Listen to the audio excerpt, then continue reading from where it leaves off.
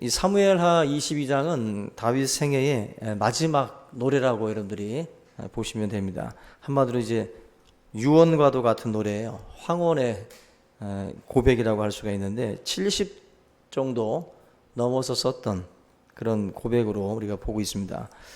그런데 노래를 보면 이 시편, 지금 이 사무엘하의 이 말씀은 굉장히 생동감이 있어요. 생동감이 있고 활력이 넘칩니다. 70세 노인이 쓴 글이라기보다는 굉장히 힘 있는 어떤 그런 느낌을 우리가 받을 수가 있습니다.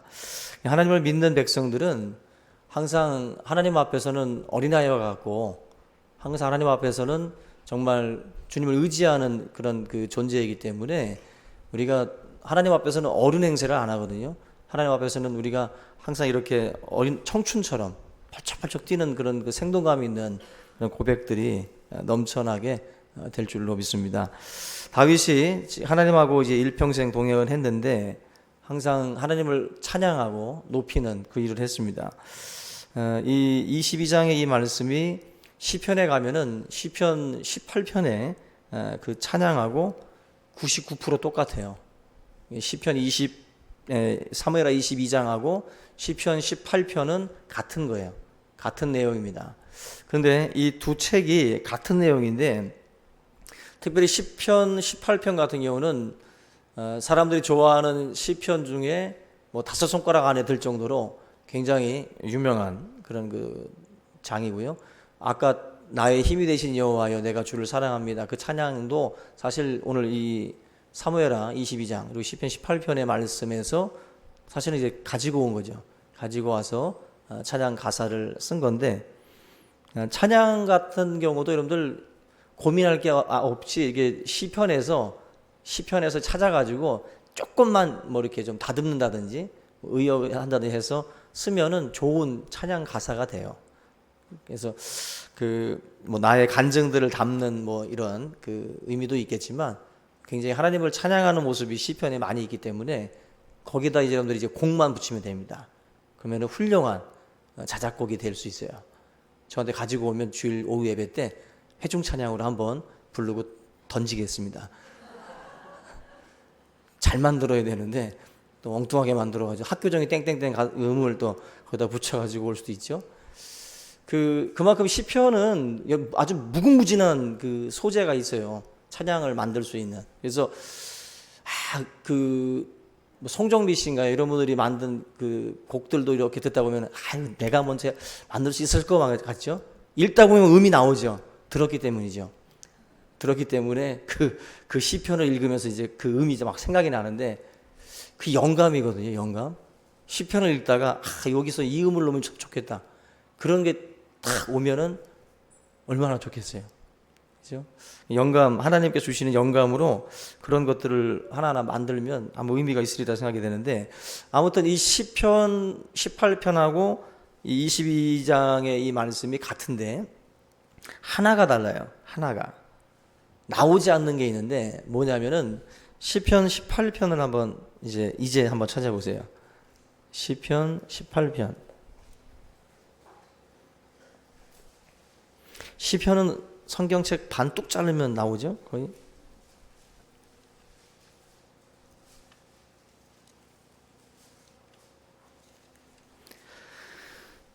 (1절) 같이 읽습니다. 시작. 나의 힘이신 여호와여 내가 주를 사랑하나이다. 아까 그 찬양 가사 첫 번째 그 가사죠. 나의 힘이 되신 여호와여 내가 주를 사랑하나이다. 그 가사가 이제 1절에 있는데 지금 22장에 나오지 않는 거예요. 사무엘하 22장에는 요게 없어요. 1절 이 말씀이. 그리고 다 다른 부분은 거의 같다라고 보시면 됩니다.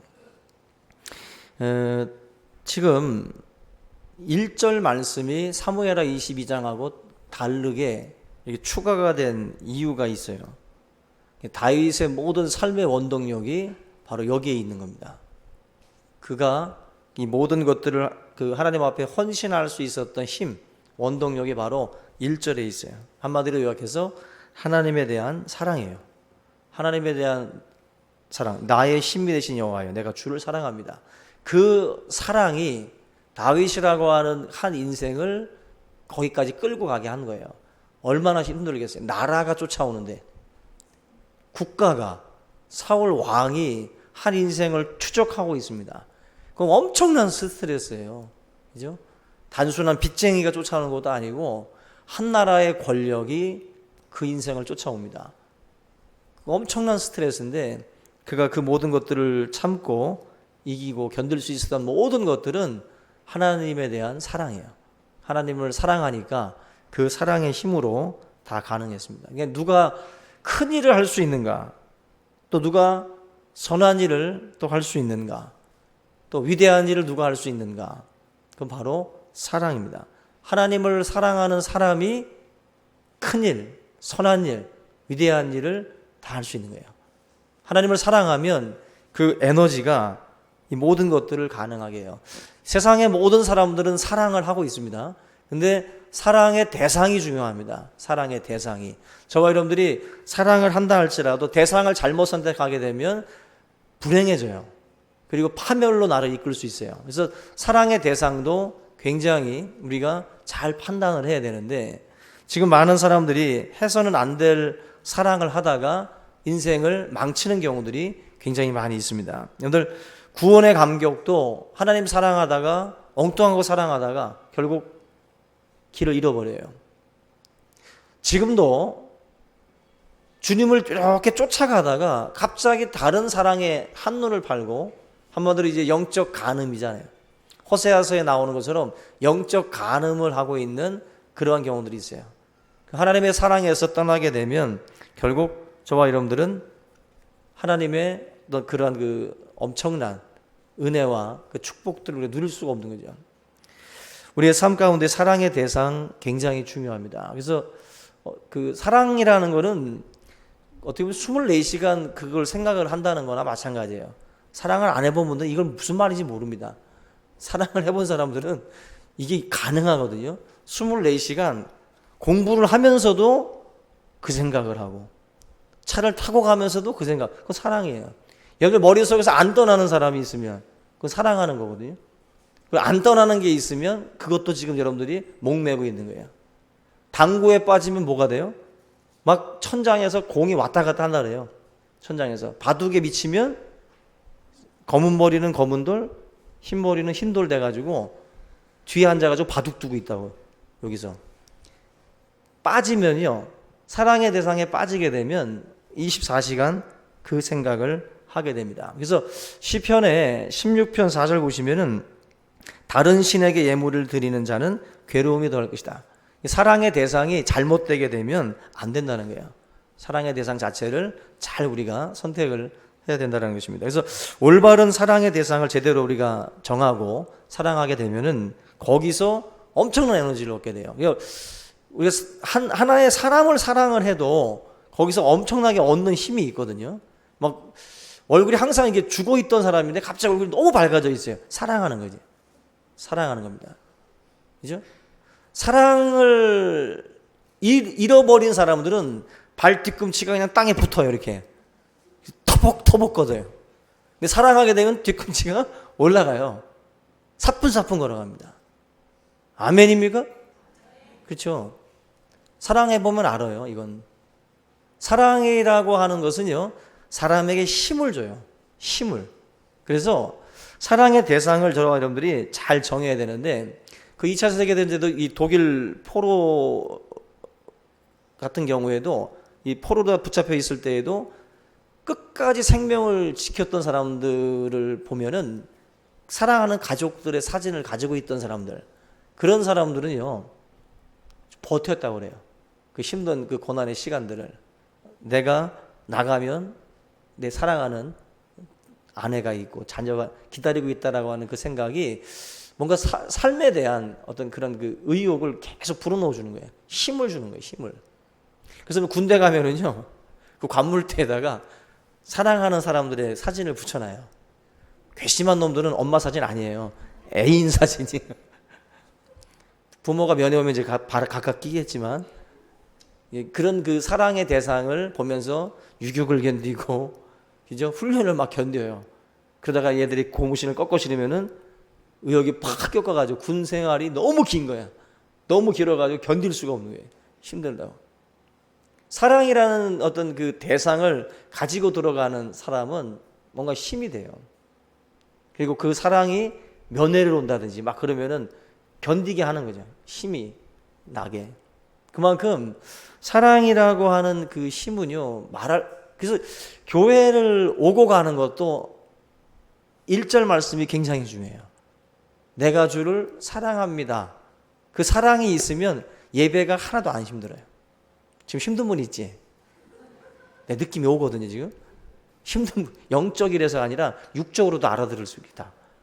예수님을 사랑하면 하나도 안 힘들다고. 축지법이 있어요, 없어요? 축지법. 빨리 걷는 거 있잖아요. 있어요, 없어요? 있어요, 축지법. 사랑하면 축지법이 가능합니다. 그 먼 길이 금방 가요. 무슨 말인지 모르지도, 사랑 안 하는 사람들은. 근데 사랑이 떠나면 축지법도 잃어요. 그 능력도 잃어버린다고. 멀게 느껴져요. 사랑이라고 하는 것은요, 거리도 단축시키고요, 긴 시간도 짧게 느끼게 만들어요. 거리가 멀다고 교회 못 오는 거 아닙니다. 사랑이 식어서 못 오는 거예요. 우리 교회 제일 멀리서 오는 분이 누군지 아세요? 장영환 집사님. 지금 안동에서 와요. 안동에서. 안동이 어디인지 알죠? 안산이 아닙니다. 안동이에요. 일주일마다는 못 오셔도 2, 3주마다 이렇게 오시려고 노력을 해요. 제가 이뻐서 올까요? 하나님의 사랑이, 주님을 만난 또 주님의 사랑 때문에 그 사랑의 어떤 그 공동체 안으로 이렇게 오고 싶으신 거예요. 힘든데도 이렇게 오시는 거예요. 이제 연수동, 송도는 말도 꺼내지 말아요. 안동에서 온다니까. 주안오동, 이건 말도 꺼내면 안 돼, 이건. 힘들다, 거리가 멀다. 아주 주안오동인데 멀다고 하는 사람들은 아주 그냥, 결국 사랑이라는 것이요, 그게 다 결정해요. 그래서 사랑이 식어버려 보세요. 그러면요, 교회 사랑이나 이런 성도들의 사랑이나 이런 하나님의 사랑이 다 식어버리면은 너무 힘듭니다. 이 신앙생활 정말 힘들어져요. 근데 사랑을 하게 되면 교회가 천막이면 어떻고, 푸세식이면 어떻고, 그죠? 전기가 깜빡거리면 어떻고, 의자가 딱딱하면 어때요? 다 좋거든요. 연애할 때는요, 자가용이 없는 게 더 나아요. 차라리 낭만이 있거든. 저 연애할 때 운전면허가 없었어요. 엄청 고생했어요. 밤에 데려다 줬다가 다시 또 데려다 주셨다가, 쓸데없는 짓이죠. 지금 보면은 그냥 가라고 포스 태워서 보내면 되는데, 사랑하니까 굳이 갔다가 다시 또 이렇게 와. 한 번 더 가. 굳이. 그걸 해요. 사랑하니까. 사랑이라는 그 힘이라는 것이, 여러분들 제가 지금 드리는 말씀이 굉장히 중요한 거예요. 신앙생활은. 이런 일이 있었습니다. 카일이라고 하는 그 아이와 브리엘이라고 하는 그 아이, 둘이 쌍둥이인데, 이 아이들이 1995년에 10월 달에 1kg으로 태어났어요. 조산아예요, 완전히. 그래서 굉장히 생명의 위협을 느끼고 있던 그 상황이었는데, 이 카일이라고 하는 이 아이는 그래도 제대로 이제 건강을 찾아가지고 정상적으로 아이가 이제 돌아가고 있었는데, 동생, 이 브리엘이라고 하는 이 아이가 점점 몸이 안 좋아지고 굉장히 위기의 상황에 이제 봉착을 하게 됩니다. 그래서 의사들도 손을 쓸 수 없는 이제 상황까지 갔어요. 근데 이때 간호사 한 분이 그런 제안을 했습니다. 이 두 아이를 따로 떼어가지고 놓지 말고 인큐베이터 안에다가 둘을 같이 넣어놓자고. 그래서 이 두 아이를 같이 넣어놨어요. 근데 막 죽어가던 동생 그 브리엘을 언니가, 갑자기 누워있던 언니가 이렇게 손을 뻗어가지고 이 아이를 아는 거예요.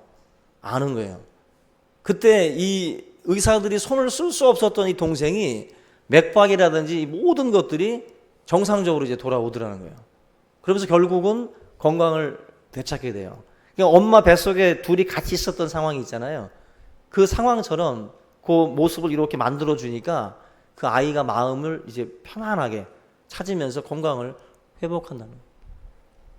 여러분, 사람은요, 사랑이라고 하는 것이 굉장히 중요합니다. 사랑이라는 것이.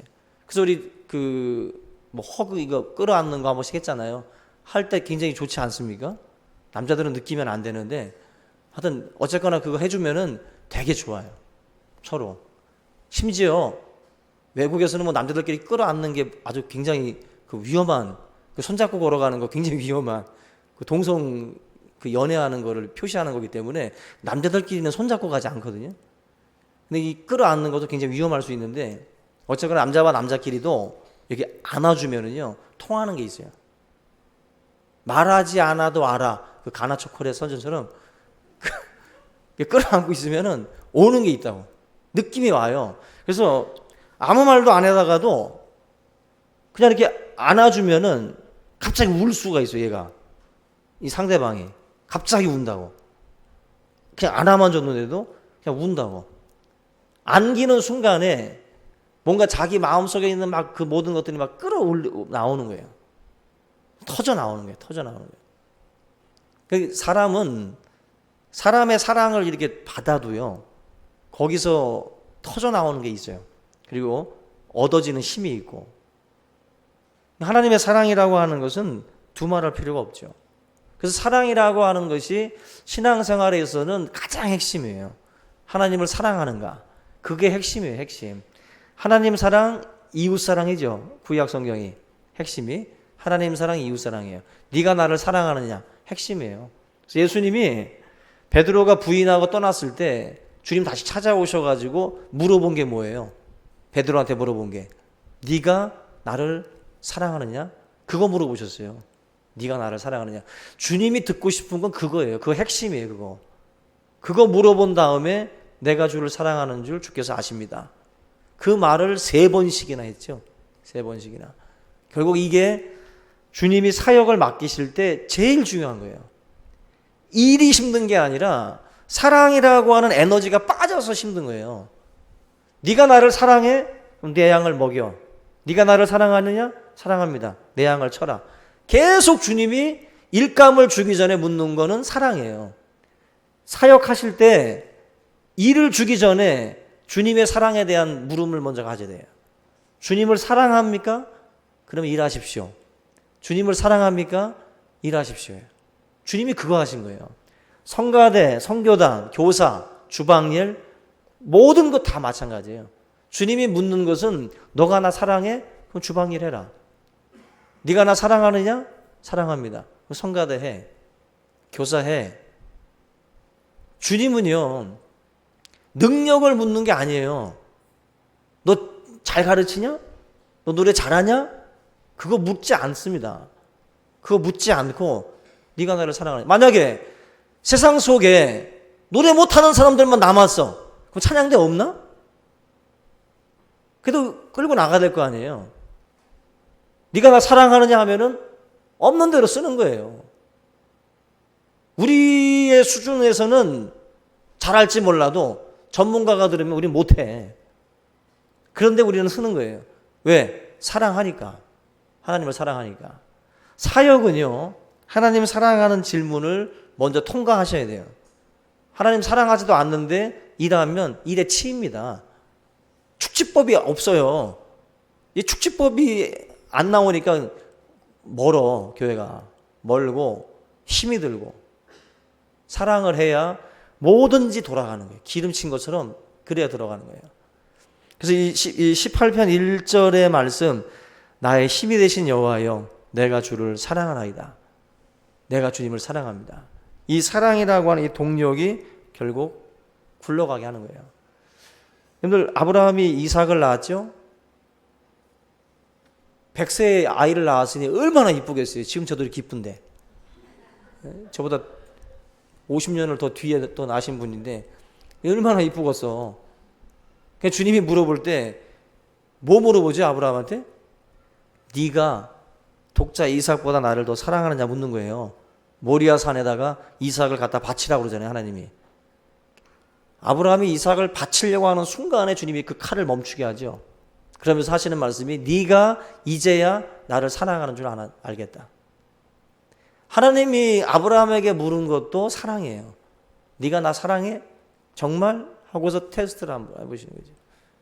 그 사랑을 통해서 하나님 아브라함의 삶을 풍성하게 축복해 주신다는 겁니다. 하나님 사랑하세요? 우리는 주님께 가장 사랑받기 원하죠. 그죠? 그잖아요. 옆에 사람보다는. 그죠? 더 사랑받기 원하죠. 근데 우리는 주님을 가장 사랑하지 않아요. 그러면서 주님께 가장 사랑받기를 원하고 있거든요. 다윗은 하나님을 뜨겁게 사랑했어요. 그래서 그 모든 것들을 견뎠다고. 어거스틴이 그런 말을 했습니다. 하나님을 사랑해라. 그리고 네 마음대로 해라. 굉장한 말이에요. 하나님을 사랑하라. 하나님을. 그 무엇보다도 하나님을 사랑하라. 그 다음에 네 마음대로 살아라. 이 말이 가능하죠? 여러분들, 하나님을 사랑하면 네 마음대로 풀어놔도 우리는요, 그 사랑의 힘 때문에 절제하게 되고 우리의 삶이 규모 있게 돼요. 부모가 자녀를 끔찍이 사랑하잖아요. 그리고 자녀가 부모를 사랑하잖아요. 그럼 그 자녀는 타락할 수가 없어요. 타락할 수가 없다고. 그 사랑이라고 하는 그 끈이 그 사람을 지켜주는 거예요. 그래서 하나님을 뜨겁게 사랑하십시오. 그리고 여러분들 멋대로 사십시오. 그 풀어놔도 안심이 되는 거예요. 하나님만 사랑할 줄 알면 다 우리 뭐 규화 풀어놓고 종명이 풀어놓고 뭐 태용이 요거 현수 조는 현수 풀어놓고 준영이 풀어놔도 다 돌아온다고. 이게 사랑의 힘이에요. 사랑이. 어거스틴이 바로 그걸 이제 말하는 거죠. 사랑은 자유와 구속을 동시에 줘요. 사랑은 자유도 주지만 구속도 준다고. 그래서 사랑하는 사람들이 뭘 말하면은 못 끊던 담배, 못 끊던 술도 끊어져요. 뭐 자식이 아빠, 뭐 엄마 하면서 뭐 술 좀 그만 드세요, 담배 좀 그만 피세요 하면은 또 금쪽 같은 새끼들이 그렇게 말을 하면은 또 이제 그 사랑에 또 이제 마음을 또 이제 다 잡고 뭐 끊고자 하는 게 생기죠. 그래서 여러분들 우리 그리스도인들은요, 과거에는 율법이라고 하는 것이 사람들을 막 이제 이렇게 살아라 저렇게 살아라 막 했어요. 율법이. 그런데 이제는요, 이렇게 살아라 저렇게 살아라 이게 아니에요. 율법이. 그리스도의 사랑이 딱 들어오니까 아, 주님 기뻐하는 게 뭐지? 그런 걸 찾아서 하게 되는 거예요. 아멘. 그렇게 사는 게 그리스도 안에서의 자유예요. 그리스도 안에서의 자유라는 것은 막 사는 게 아니에요. 이제 예수님이 나 위해서 십자가 죽었으니까 이제 멋대로 살아도 천국 가니까 이제 마음껏 놀자. 그게 아니에요. 예수 믿는다라는 것은 예수님의 사랑을 경험한다는 거예요. 그걸 경험하게 되면 내 삶을 자유와 구속 그 두 가지 속에서 살게 돼요. 그렇게 살 수밖에 없어요. 그래서 지금은 여러분들 우리가 예배드리고 뭐 하고 뭐 하는 게 뭐 때문에 하는 거예요 지금. 이거 안 하면 뭐 지옥 가니까? 아니거든요. 하나님 사랑하니까 예배도 드리는 거고 찬양도 하는 거고 봉사도 하는 거지, 다른 동기가 그 속에 들어오면 안 되는 거예요. 다른 동기가. 여러분들 오늘 이 시편 18편 1절 특별히 사무엘하랑 다른 그 한 구절, 요 1절 하나가 굉장히 의미가 있는 거예요. 굉장히. 저 여러분들의 삶이 정말 하나님의 사랑의 힘으로 돌아갈 수 있기를 주님의 이름으로 축원합니다. 오늘 우리 찬양 한번 같이 하겠습니다.